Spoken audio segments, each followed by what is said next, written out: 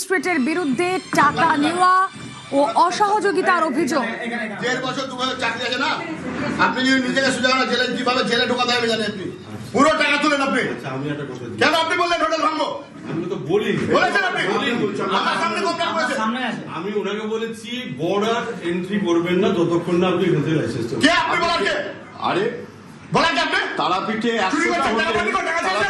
100টা hotel সরাইয়ের licence টাকা চেয়েছে আপনি? টাকা বলছেন? সব কাগজ আছে। ওনাকে টাকা চাইবেন। আরে আপনি চেয়েছেন? আর আপনার আমি লোকাল কমপ্লেন করেছি। আপনি বহুত এখানে কি করেছেন? কমপ্লেন করেছেন আপনি। এমএলএ বলার পরে একটা জল পাঠান একটা গ্রামে। জানাও গেছেন আপনি? কেন পাঠান আপনি এই গ্রামে জল?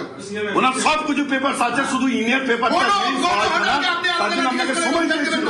আপনি ওনাদের হুমকি দিয়ে এসেছেন। বিধায়ক ধ্রুব সাহাকে অভিযোগ তারাপীঠের 2 হোটেল ব্যবসায়ীরা, তারপরে ডেপুটি ম্যাজিস্ট্রেট সুশান্ত কুমার মাইতিকে ধমক। ধ্রুব সাহার অভিযোগ কি? অক্ষয় দিবর রয়েছেন সঙ্গে। অক্ষয়, দেখো রুমেলা, তোমাকে ঘটনার সূত্রপাত জানিয়ে রাখি। আজকে রামপুরহাট বিধানসভার বিধায়ক ধ্রুব সাহা একটি বৈঠক করতে গেছিলেন এসডিও অফিসে।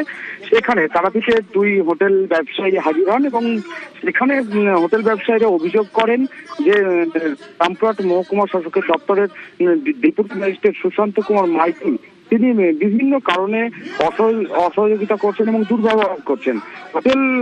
একটি হোটেলের যিনি ম্যানেজার তিনি অভিযোগ করেন যে সরাইয়ের লাইসেন্সের জন্য 2 দিন সময় শুধুমাত্র দেওয়া হয়েছিল এবং তারপর তার হোটেল ভেঙে দেওয়া হবে তেমনটা হুমকি দেওয়া হয়েছিল। পাশাপাশি বিধায়ক ধ্রুব সাহা তিনি অভিযোগ করেন যে তার কাছে এর আগেও অনেকে অভিযোগ করেছেন যে বিভিন্ন পাথর শিল্পাঞ্চল এলাকায় বিভিন্ন কারণ দেখিয়ে টাকা চাওয়া হয়েছিল এবং হোটেলের বিভিন্ন কারণ দেখিয়ে টাকা চাওয়া হয়েছে, তেমনটাই এর আগে অভিযোগ উঠেছিল এই ডেপুটি ম্যাজিস্ট্রেটের বিরুদ্ধে। এবং আজকে ধ্রুব সাহা তৎক্ষণাৎ তিনি যখন ওই মহকুমা শাসকের দপ্তরে ছিলেন সে সময় ডেপুটি ম্যাজিস্ট্রেট সুশান্ত কুমার মাইতি তার দপ্তরে যান এবং তাকে ধমক দেন এবং তাকে হুঁশিয়ারি দেন এই ধরনের ঘটনা যদি পুনরায় ঘটে এবং তাকে